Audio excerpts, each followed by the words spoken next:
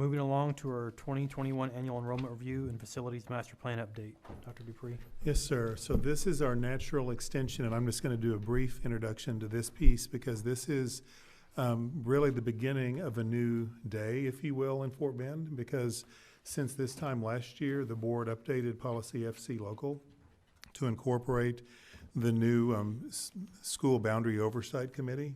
So really this meeting and this presentation sets the meter running now on our work going forward for long-range planning. And I wanted to point that out because we historically, in my 7-year tenure in the district, I think we've done a good job and we've really built excellent systems, but we've also been refining over the years how we engage the community, how we project, how we plan for schools. So I think we're at a place now engaging the SBOC that we're going to be being even much more effective than we have been historically. And I think the data you have now is going to show longer range planning, a more mindful attitude toward near-term and longer-term planning that is going to tie perfectly into the reports you've just seen. So I'm going to turn this over to Beth to go ahead and kick that off as well.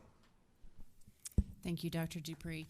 So this evening, we're following the same format that we have in the past, but it's very different, as Dr. Dupree shared, in the work that's ahead of us. This is that reset point. You heard some information from Dr. Tapera and from Mr. Silhavy this evening, and I just want to expand on that. And as we think about our underutilized campuses and our overutilized campuses and how we look at that data, in addition to how we've been engaging with the community and how we will be engaging moving forward, it's a very different process, and it's a tighter, more formal process that will still allow for that feedback from the community and that input around particular recommendations while valuing the data over time and being able to charge the School Boundary Oversight Committee, or I'll refer to as the SBOC through this presentation, with the review of that data to put plans in place, help staff to put plans in place that will better manage that underutilization over time as well as our overutilization. And as you reviewed the reports and reflected on them prior to this board meeting, I know from the questions that we received from trustees, you too noticed the significant underutilization in many of our campuses across the 10-year planning horizon, as well as those hot spots that the PASA projection touched on. And so as we continue through this evening, I'll also highlight those schools for you with specific strategies that we're putting in place for the 2021 school year, along with the updates to the 2018 facility master plan that was that led to the work of our 2018 bond. What's different in the policy that you all approved in May, our FC local policy, is that now we come to you in February with not only the PASA demographic report and our annual enrollment review, but also the update to the facility master plan, lining out those areas that we need to focus on and the work ahead, so that we're always looking 10 years out in a very specific and an intentional manner. You will notice a difference in the plan as well in terms of the long-range considerations, as we built a 3-year plan that really focuses the work of the School Boundary Oversight Committee in those particular hot spots and cold spots. So as we are always guided in this process by two very important policies, policy CT local is for the planning of efficient and effective use of district assets, and this policy guides us to feed this work into the bond planning process and the capital planning process. And then, as I referenced in great detail already, policy FC local and the changes to that policy that really lay the foundation of this work moving forward. This year, again, we reviewed PASA's moderate growth projections, and we too are looking at very concerned about some of the underutilized campuses and our overutilized areas, and really reflecting on how did we get to this point, and how can we ensure as I stand before you, sit before you, and talk about the School Boundary Oversight Committee, that truly the work of the next 5 years and 10 years out tightens up this process to the extent that we are building schools just in time, at the right time, in the right places, and that we're managing enrollment in the best and most prudent possible way, so that we can educate our children in innovative schools, provide choice programs in areas where we are underutilizing our buildings, and have those tough conversations in areas that we see continued decline in growth with our SBOC and with the board. What do we need to do in terms of consolidating programs or campuses, and really making some challenging decisions moving forward? As Dr. Dupree shared, this is an art and a science, and a whole lot of art supported by science with a moving target as we think about the economy and the upticks and the declines in our economy and the growth or lack thereof in certain areas of the district. So as I move through the presentation, I'll talk about the art, and we'll always look for that science to really back up the data that we'll be sharing with you year over year. I did share a little bit about this a minute ago in response to a question regarding the ed specs, but for the public, I want to reiterate that as we talk through the utilization, we're talking about what is the design capacity of a campus, and the ideal, what we're looking for in terms of utilization at our campuses is for that to fall between 80% and 100%. And so as I present this evening, I'm focusing specifically on campus that are above that 100% or fall below the 80%. So I just want to, from this starting out of the gate here, talk about really the specific things that we're going to be putting in place for the 2021 school year. And we will continue to limit student transfers to our special circumstances that are currently listed in administrative procedures. This year, we engaged in a recruitment and retention effort to bring back students who have left our district for charter schools, and you heard some of that information this evening from PASA, as well as retain them when they come back and retain our students here in the district from leaving charter schools. And so we've got to better tell our story and ensure that we're offering innovative and choice programs for students. We are going to be in the 2021 school year implementing cap and overflow in some of our hottest spots in the district. And the first one that we're recommending to you all is that we cap and overflow from Heritage Rose to Scanlon Oaks Elementary until the opening of Elementary 54, which is scheduled to open in the 2024 school year in the Siena area. That we implement cap and overflow at Siena Crossing Elementary to Schiff Elementary until the opening of Elementary 55 in this same area, and that we implement cap and overflow to Hightower High School for new students moving into the Ridgepoint High School area attendance area that live outside the established 2 miles until either the activation of an attendance boundary or the opening of High School 12. And I'll talk more in detail about these recommendations as we move forward. Additionally, to continue cap and overflow at Commonwealth Elementary to Settlers Way Elementary until the opening of Elementary 53, to relocate the Early Intervention Academy currently housed at Ridgemont Elementary or the ELC to Quail Valley Elementary. And that's a way to scale the Early Literacy Center at Ridgemont and also better utilize Quail Valley Elementary while allowing the Early Intervention Academy to expand and addressing parent requests to be a more centralized location for that program. And then we'll continue to use or relocate portable classroom buildings to manage both over and underutilization by adding to campuses that need a temporary building or a portable classroom building, and to remove from those that no longer need the portable building. And one specific example I want to highlight is at Sullivan Elementary. Sullivan is an overutilized campus. It is built to the new ed specs, and so when you talk about the feeling within the campus, the staff and students have, or the staff particularly has shared that we can manage, we can get by, we can do, and they're doing great things at Sullivan, and it doesn't feel as crowded or as tight as some of our campuses that were not built to the new ed specs.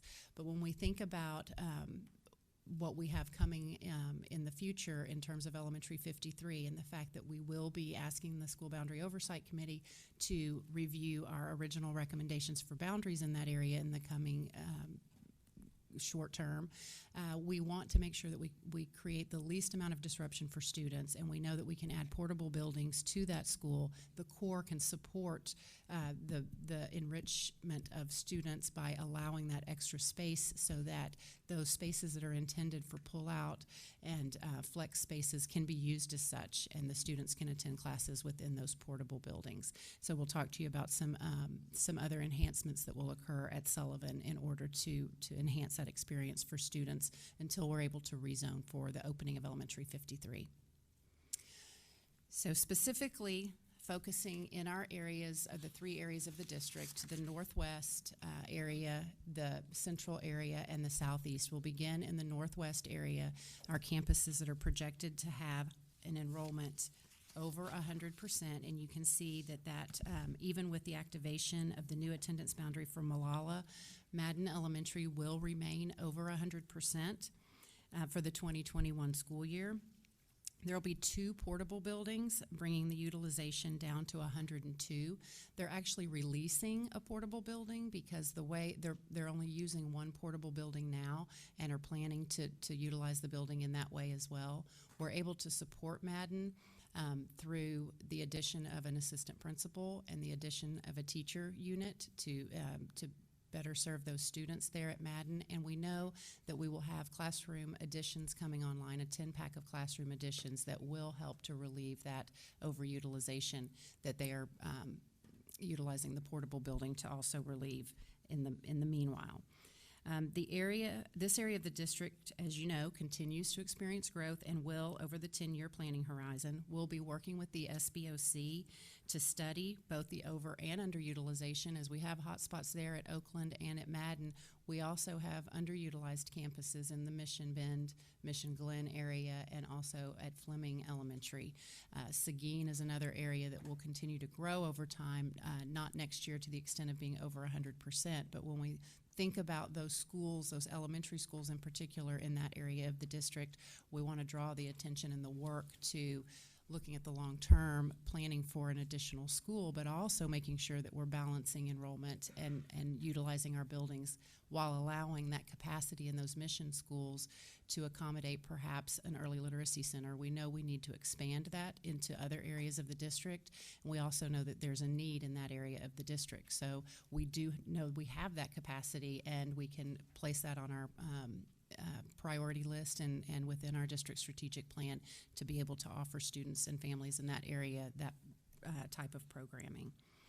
Oakland Elementary is another area, as you can see, that will be over 100% for 2021. There are currently 6 portable buildings at Oakland, and this reduces the utilization down to 92.49. Both of these schools in this area, along with Neal, could be impacted by the opening of the 56th Elementary that we know we need for sure in the 2024-25 school year, along with the knowledge that the classroom additions at Neal will come online for this fall, the 2020 fall. So that really does help at Neal to relieve the space issues that we had reported and experienced last year. The other area of the district here, or the other area of this part of the district, is Travis High School. And while Travis High School is, I guess if we round, it's 101%, but 100.62% with the portable buildings in use there for 2021, which are 10 of them, we will bring that utilization down to 94.4. This is one of those schools, though, if you just look at the numbers, if you just look at the science of it, you could just move on, and I think we've done that in the past and said, well, it's under 100 or it's right at 100, and we have portables. But when you think about the feels like and how they utilize that building, we know that they are experiencing the feeling of overutilization at Travis. We get that report often, and I know you as board members do as well. So that's an area of focus for the school boundary oversight, for staff and the school boundary oversight committee, because staff really needs to look at programming there. We have 2 academies, and we need to think about the high schools in the area that may be less utilized, that we might think about in the near future moving those programs to. And I'm not talking about doing that for the fall of 2021, but that is something that needs to be on the list of areas of focus for staff moving forward. Another thing to keep in mind as we look at the 10-year horizon, you'll see that Walker Station Elementary continues to grow in enrollment while Cornerstone declines. And so this is an area that we want to make sure and pay attention to, along with the enrollment projections for Brazos Bend Elementary that will also decrease. This will be an area of study for the School Boundary Oversight Committee during 21-22 to determine how we can better balance enrollment in this area. In terms of underutilization in the Northwest area, I mentioned several of these schools already. We do have some significant low utilization with Mission Bend and Mission Glen, and again, we know that there's a need there for an early literacy center, and we can utilize that capacity that's available there.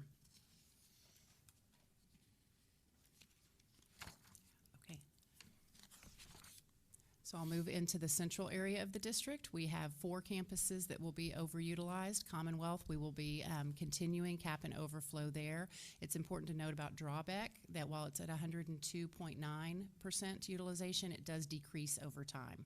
And Meadows is going, when they move into their building, they'll be at 101%, but then they quickly decline under 100% after that. And let's remember that Meadows has a smaller footprint now with the opening of the new campus there. Sullivan, I mentioned that we will be moving in portable buildings and enhancing that experience for students by allowing the use of flexible spacing in those pull-out areas, maker spaces that were intended in the ed specs. For underutilization in this area, similar study as I mentioned in the northwest portion of the district. We have several campuses that fall below 80% at all levels. So I'll draw your attention to Kempner High School there. That's one of our one of the high schools in the area that is under. So when you think about the continued growth in the Bush and Bush and Travis area, Kempner is an area that will have additional capacity when we think about planning for programs and services for our students. The overutilization in the southeast area, we heard much about that this evening, and I know that we experienced that. Many of you who are here in the audience and board members have experienced it firsthand. That continued growth in the Heritage Rose area and the difference in what we saw coming and what we now know is coming. It's important to continue the yearly reconciliation, but work further out than we have been working. We will be capping and overflowing Heritage Rose to Scanlon Oaks. And I just want to point out, when we reflect back on the work of the past and the input from the community, one of the recommendations that we had reviewed at one point was moving a particular area from Sienna Crossing to Scanlon Oaks. And based on feedback and through that process, we ended up not making that the final recommendation. And so we have additional capacity at Scanlon Oaks to accommodate those students from Heritage Rose. But that's a learning point from the past, and that as we move forward, we are going to be reliant upon the data and working through that more formal process with the School Boundary Oversight Committee. Again, I mentioned Sienna Crossing will be capped and overflowed to Schiff Elementary that can accommodate those additional students until the opening of the new schools. As we implement cap and overflow, it will be patterned after the cap and overflow at Commonwealth Elementary, where we begin with a kindergarten cohort. So regardless of where those students live, within or outside of that 2 miles, the kindergartners will begin at the designated school that they're zoned to attend. With the exception of the option if they have a older sibling that might be beginning at the cap and overflow school, they would have that option to attend with their older sibling. And on the flip of that, any student that would be coming in at another grade level, 3rd grade for example, if they have a sibling that already attends that school, we would allow for the siblings to attend together. Otherwise, they would be attending the cap and overflow school. Underutilization in the area is significant. When we think about those elementary schools and the planning that we have coming to ramp or to fully scale the ELC at Ridgemont, we know we will be rezoning, asking the SBOC to rezone the 2nd through 5th grade students in the Willow Ridge feeder pattern, as well as implementing the ELC within the Marshall feeder pattern. So looking at that phase-in approach that will mirror what has occurred with the Ridgemont Early Childhood Center. I mentioned our work with CASA, which is our outside consulting agency that has worked to recruit and retain students back from charter schools. And this is a chart that gives you an idea of the implementation of that partnership currently. Over the summer, they focused their work on 14 campuses, and within that work, they had a goal to recruit between 56 and 107 students back to Fort Bend schools. They went door to door, they made phone calls, they engaged in targeted marketing efforts, and in that summer work, they were able to recruit back 91 students to the district for this school year. And to put in perspective, that represents $560,000, and they continue their work across the district. You'll notice there those that are targeted for recruitment and those that are targeted for retention. Some are both, because some we have students leaving, and others we know we have a risk of students leaving, so we focus on that retention effort.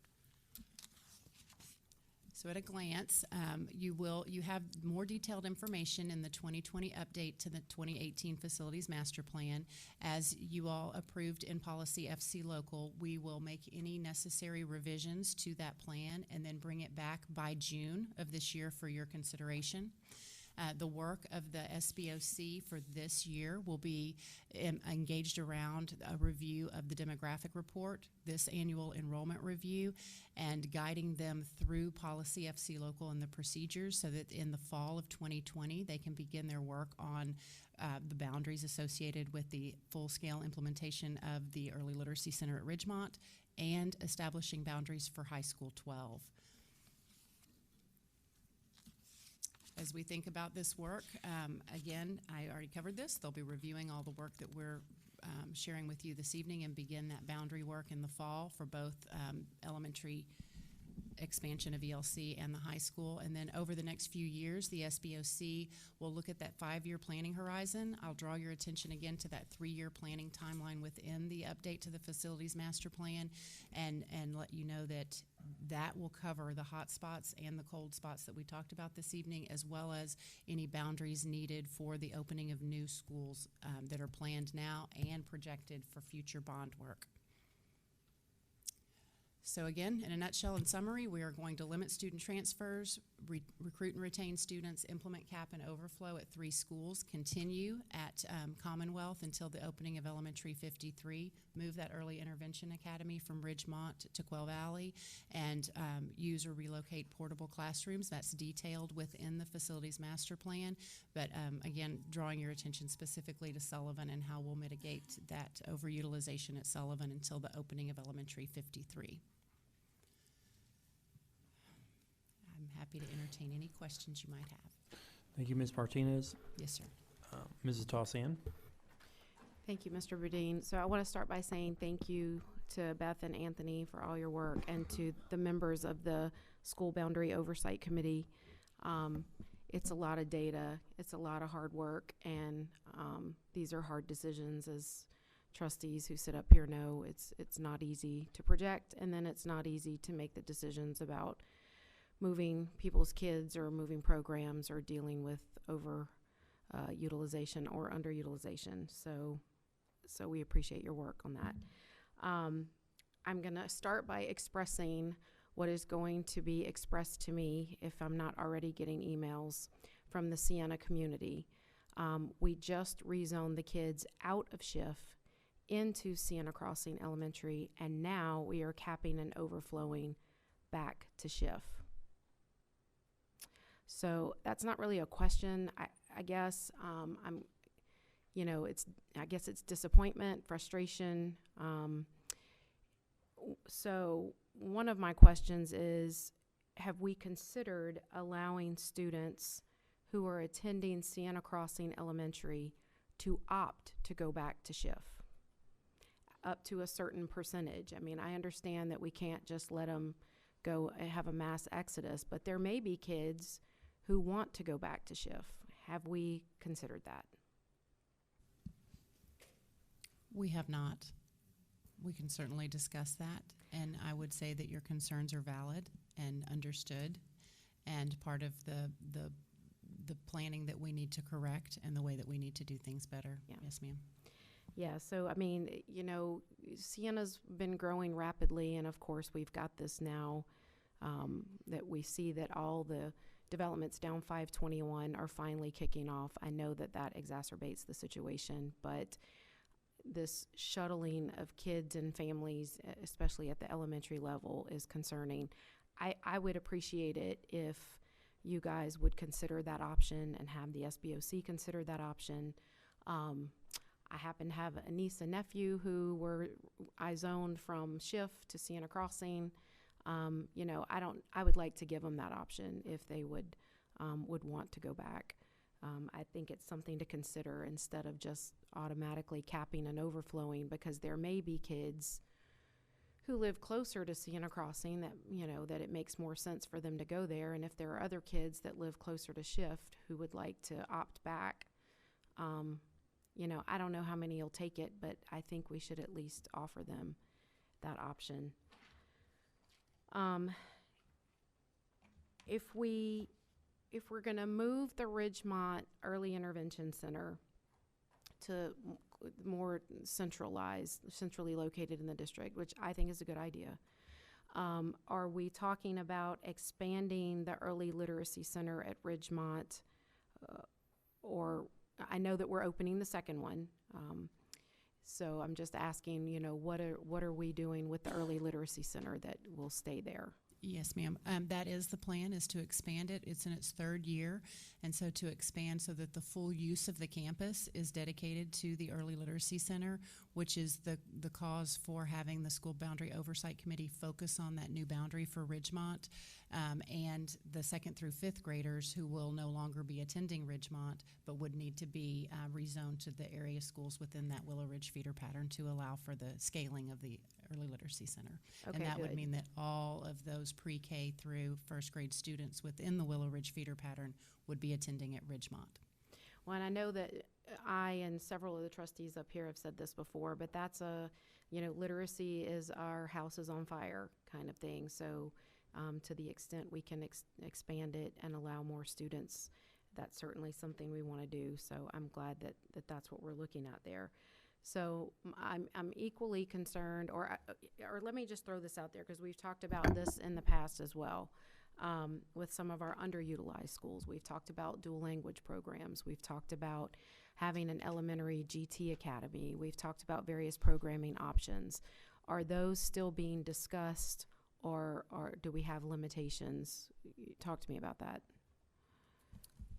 If you recall, when we shared some of our budget priorities a month ago, dual language programming is budgeted for, and so we have a scale up to include additional dual language programs. We're going to begin to scale the one-way and then transition to, and open two-way options as well. Right, so I remember that, but we didn't specifically talk about locations. And so seeing a lot of the underutilization, especially like in the Blue Ridge campus and you know, some of those other campuses, it seems, especially as we're trying to recruit back students who are leaving the district for charter and private schools, it seems, especially in those areas, good location. So I assume that's what's being considered for placement. And always open for discussion for elementary GT Academy, because that's been something that we've talked about as well. I would add, and perhaps we need to provide the board a comprehensive update. I think we've referred to it several times, but we've actually done extensive work in both Willow Ridge and Marshall with community groups, and we've got a whole list of programs that we expect to be implementing over the next 2 to 3 years. So that would be helpful, Yes. yeah, for us to get that update. Because as we see these underutilization numbers, I mean, that's automatically, I'm sure what all of us are thinking is, okay, what program, I mean, we don't automatically go to rezoning, because it's not something that all of us really like to do, but how can we bring programming in to benefit our kids and also recruit and retain our students in the district? So I think that would be helpful, because what automatically came to mind to me, so moving the Early Intervention Academy into Quail Valley Elementary School is centrally located, but if Quail Valley Middle School is our GT Academy for middle school, then doesn't it make sense to put the GT Academy for elementary school at Quail Valley Elementary School, because it's a natural progression for the students to go from elementary school and then go to the middle school they would attend anyway. I mean, that's just my thought process. So I do agree that it needs to be centrally located, but I would hate to take up a school that might naturally fit with some GT programming, since that's where we've already chosen to put our middle school GT programming. And we're going to be studying that, because really, if you think about what's about to happen with the new middle school and how that's going to affect like Olympia and Quail Valley, Lantern Lane is right around the corner from all of that in that same area. So, and they're underutilized. So we do have numerous options in that region to do both of these valuable programs. And that's exactly what I thought of, was Lantern Lane would be a great kind of middle. It's central in the district. It also has some underutilization. So, those details are for you guys to sort out. But as I think from a governance level, what we're trying to do is protect kids from a lot of shuffling. And so that's why my thought process goes to, if we're going to be doing a GT Academy at the elementary level, or if we're even talking about any GT programming, keeping a cohort together makes sense, and it's good for kids. So just something that I think we should be considering as a district. I think my last kind of question / concern, so, I went back and looked at the opening dates for our elementary schools and our middle schools, and particularly in that Sienna area that's booming. We've got the 2 elementary schools projected to open in 2024.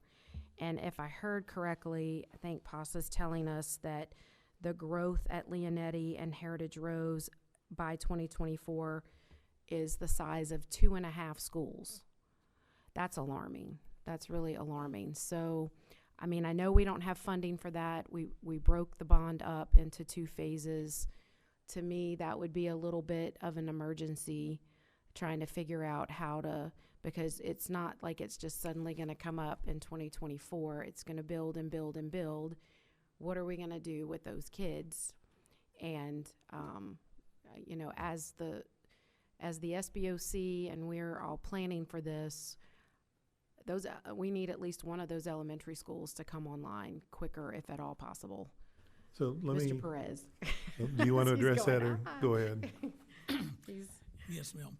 And we have listened, and y'all just gave us approval to go ahead and purchase property for 54. We're doing our due diligence as we speak on that property, and hope to come back in about 90 days. Okay, good. Yes, I know that, so I just want to make sure that we're... Let me extend what he just said, though, because I want to I want to be clear that one of the things we're talking about, we're entering into the 18-month window for reimbursement agreements before the planned 21 bond. Right. So we could be back asking you within the next, as soon as we close on that land, to break ground so we can get that elementary opened by 2022, much sooner than planned, because we need it. But I will tell you, I actually talked to Justin Silhavy about this before. Part of our issue in that whole area is the second elementary we need is not even platted yet. Right. And this one, we're right on the heels of them getting it planted. So we're actually moving as quickly as we can in this Sienna area right now. So I think we have a good plan. But we're going to be looking carefully to try to get that school under construction as quickly as possible. Okay, so that's good to hear, because 2.5 schools worth of growth in the next 4 years is a little bit scary. So thank you guys for moving so quickly and for pushing it through and making sure that our kids have some place to go. I'd like to get an update back on whether we can consider allowing the Sienna Crossing kids to transfer back if they want to. I think that's going to be important to the community. So thank you. Thank you, Mrs. Tossan. Mrs. James? Thank you very much. So I appreciate the presentations, both of them, the PASA presentation and Mrs. Martinez, the annual enrollment review. I'd like to echo a couple of things that Mrs. Tossan said. One of them is the unfortunate back and forth zoning that potentially could occur at Sienna Crossing. That's happened in the west side before, and it's very disruptive and upsetting for those families when that happens. And I know you're aware of that, and I know you know that. But maybe we can learn from the past and try to be creative about how we would solve that. So I appreciate your consideration of that. I also have a follow-up question on the elementary schools. and I know we have them numbered, but is elementary school 53 is funded in the current 2018 bond, and 54, 55, 56 are in the future? Is that accurate? Yes, ma'am, that is correct. Okay, so, so we have funding for one, and we need two. Is that, I'm trying to, we need three. We actually have funding for 52 and 53, and we had funding to purchase the property for 54. Okay. Okay, so,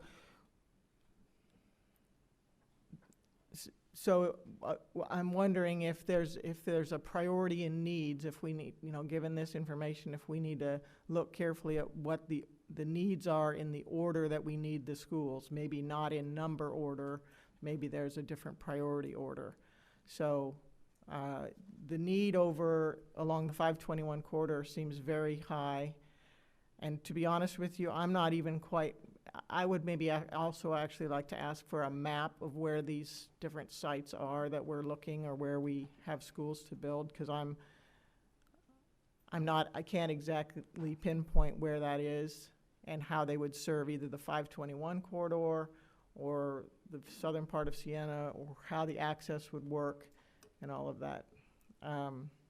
So I'd like to ask that. I know we've also talked about middle school 15 or 16, and that seemed to come up in the PASA report. And I know there's a triangle of land and it's somewhere, but in terms of looking at the whole map, I can't quite visualize where that is. So I would like to maybe see that on a map as well. I'd like to also pick up on another thing that Mrs. Tossan said, and she talked about alternative programs.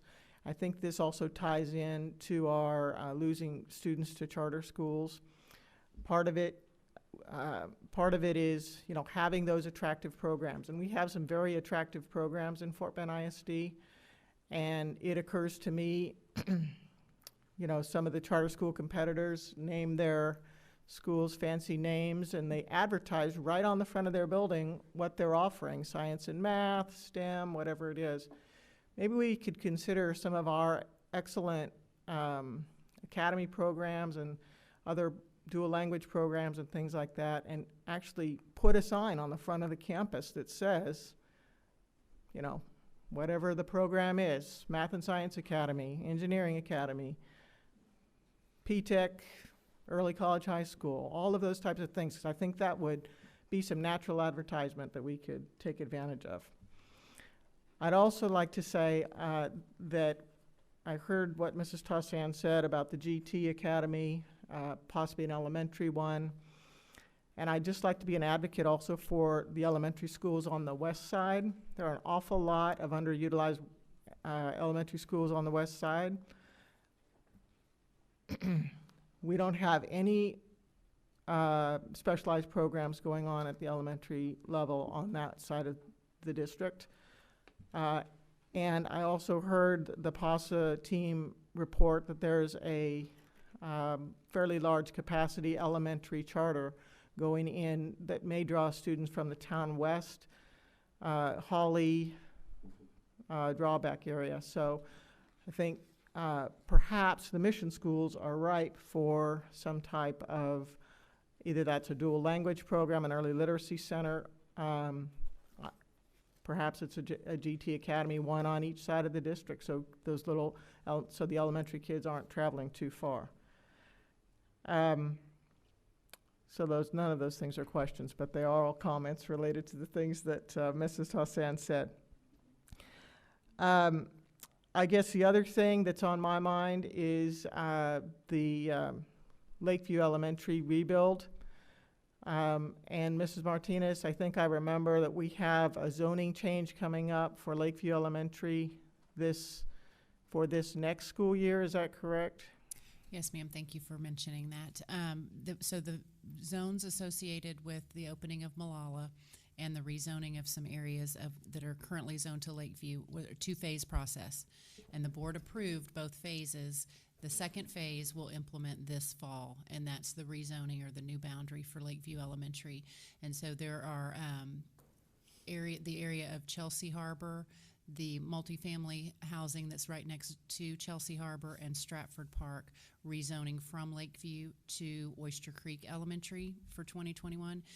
We are sending reminder information out to community members, all of the students currently attending and their families currently attending Lakeview, and that'll be followed by specific information to those students that are impacted by a boundary change to remind them about that.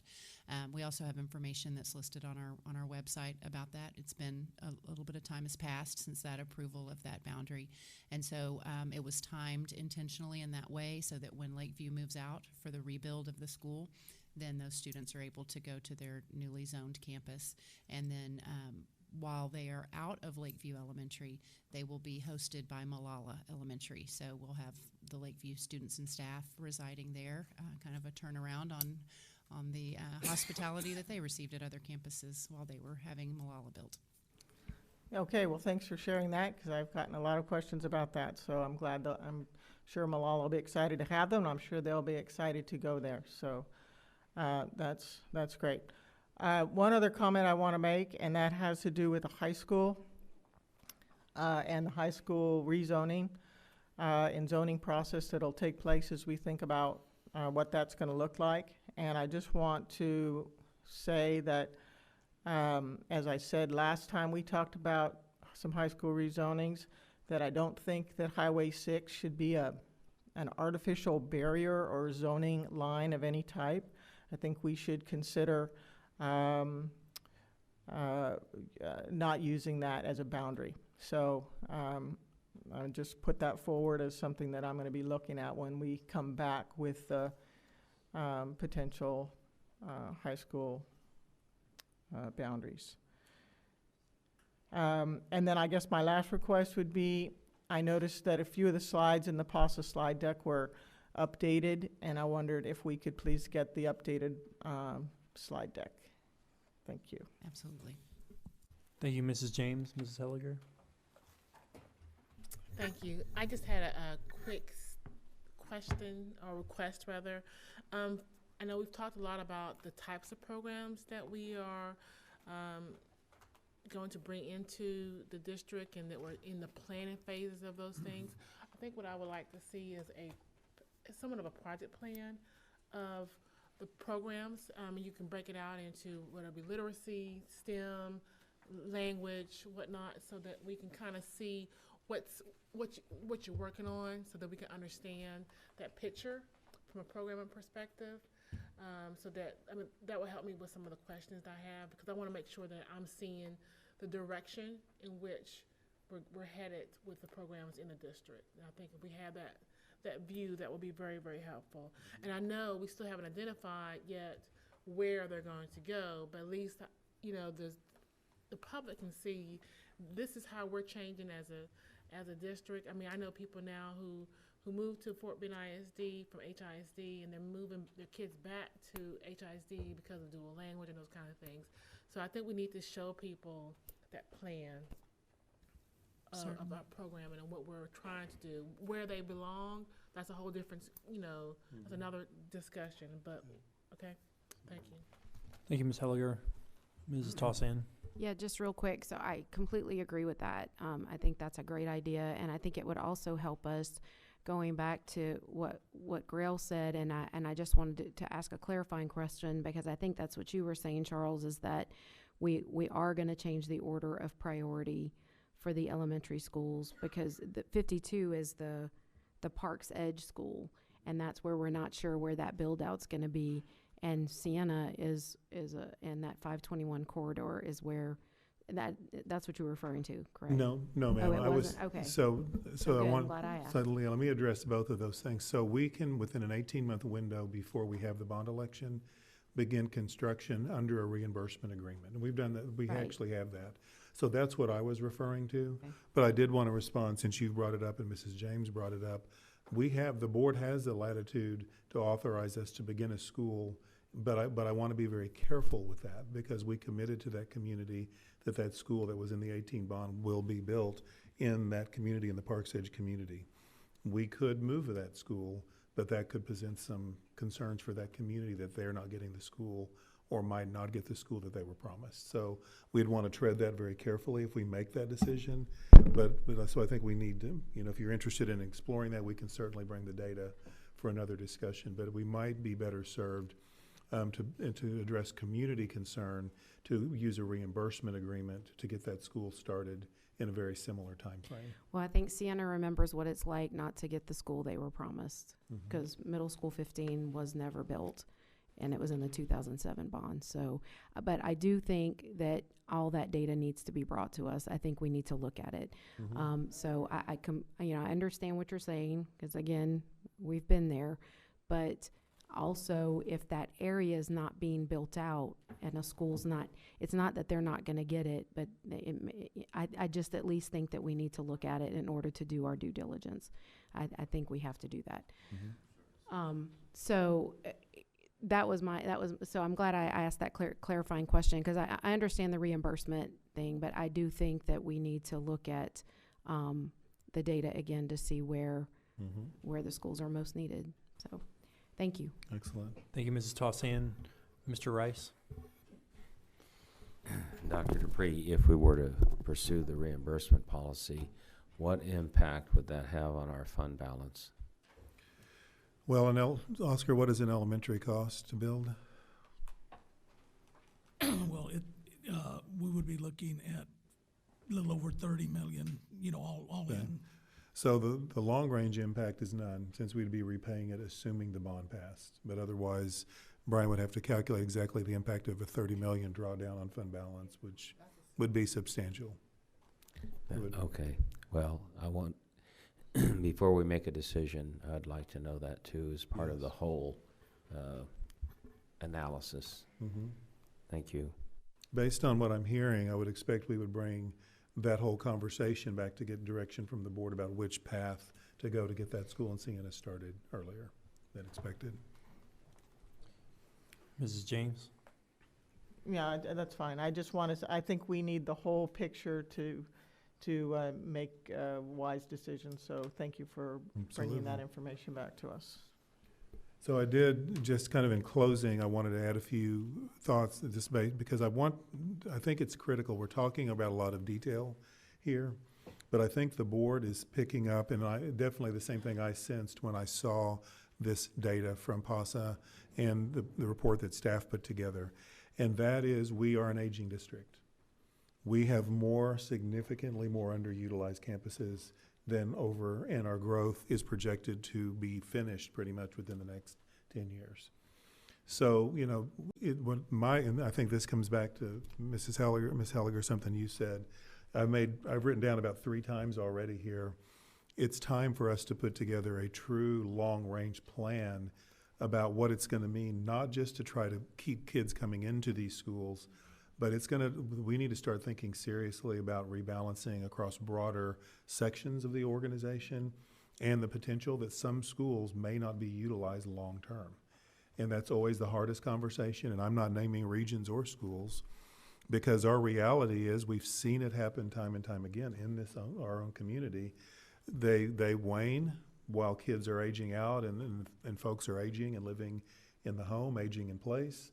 And then younger families start moving back in, and then the schools start coming back again. So that's always a fine line we've got to look at. I believe the charter school impact is something that's very real. It's very real in our state, because we have a commissioner of education and a legislature that is charter school friendly. They are driving the increase through their actions at the commissioner's office and through our state legislature. So we have to be mindful, but I am going to, in the PASA report, there is a slide on slide 21 that points out the selected Texas, the enrollment share, and it's the one that we have 88.6% of our students in charters. And I don't know, because this is a very limited list of schools, about how we really compare to other districts like us, but I'm going to tell you every school on this list that is listed is not at all like us. When you look at these, there's no diversity in economics or in demographics or in ethnicities, in poverty in these schools. So for us, if we're holding our own against those districts at 88.6, I think we're in pretty good shape.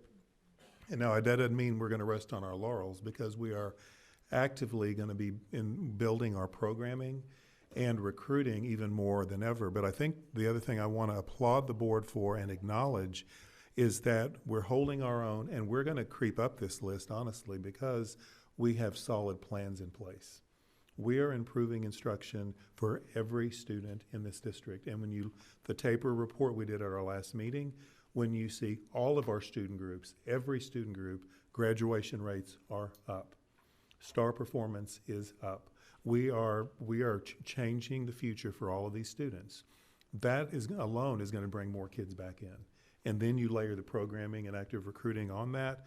We're that phase where we're always going to be right on the tipping point between close, open, growing, not. But we're in a healthy place for the future of this organization.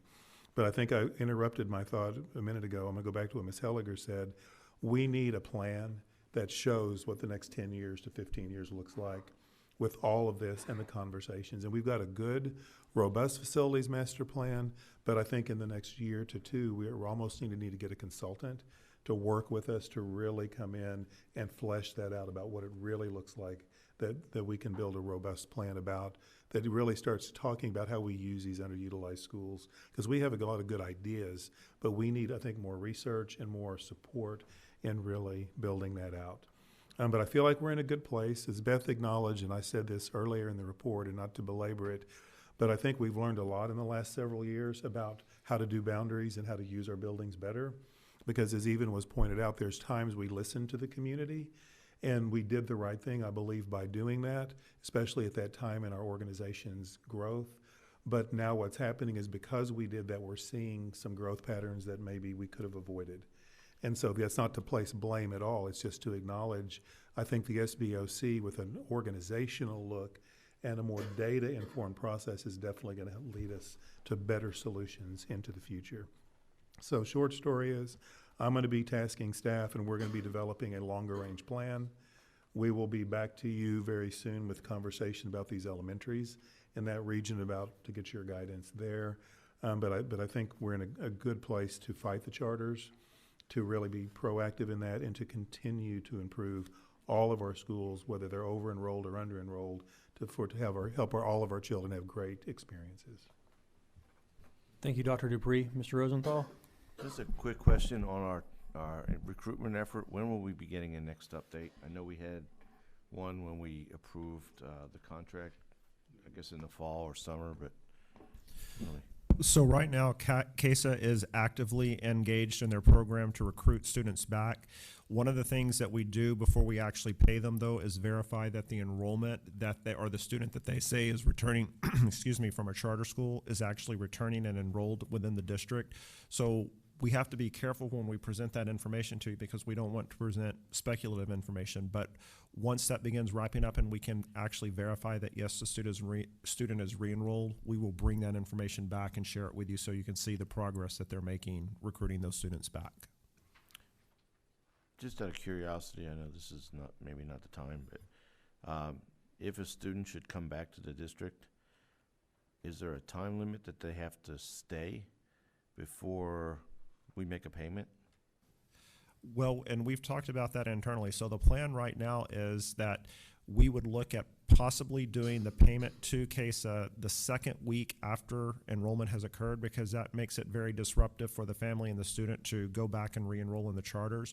So we've had discussions about the timing of when we pay them to make sure that, one, it's not just an empty gesture, the parent re-enrolling the student and then pulling them back. We want definitive proof that they've not only re-enrolled, but they're intending to stay over the long term. So is there a guarantee period within the contract? That's really what I'm asking. There is not a guarantee term within the contract, but we're looking at, I guess you could say, safeguards to put in place so that we are safeguarding this taxpayer money as we pay out those for that recruitment. Okay, thank you. Jason, All right. Yes, ma'am. quick statement to that. Maybe also consider a multi-tiered payout for that program, where you're doing X number of dollars after, like you said, the 2 weeks, and then a percentage. You know, if the child has stayed within the school year or something like that, re-enrolls the next year. So you can break out the percentages based on certain goals for the payout. Thank you. We'll definitely look at that as we make the payment arrangements with them. All right. one last question, and I was gonna not ask this, but I'm going to while we're here. So I'm happy to hear that we're using not just numbers. We're not using just numbers to determine if we're overutilized. Do we have a formal process yet on determining what the school culture or climate's like in regards to being overutilized? Well, so let me speak to that because I'm going to talk to the board in my formative appraisal about our organizational health index, and which is going to be a strong indicator of that. That gets to culture and climate. And I'm also glad you asked that because I did make a note that I failed to mention. What you're hitting on is one of the most important issues related to students wanting to stay in our schools. The newest research we're finding says that often the students are not leaving because of the academic programming that they're going to. They're leaving because the parent had a negative interaction or received poor customer service. Things that are a reflection of culture in a school. So we're really focusing on culture and climate so that our parents won't, because often the kids, they're just going where the mom and dad send them, and then the parents have had a bad experience, so they pull them and take them elsewhere. So you're hitting on the right issue, I believe, that's going to be at really the heart of our success. All right. Thank you very much for the presentations, and I'm glad that we had the conversation that we did tonight as a board.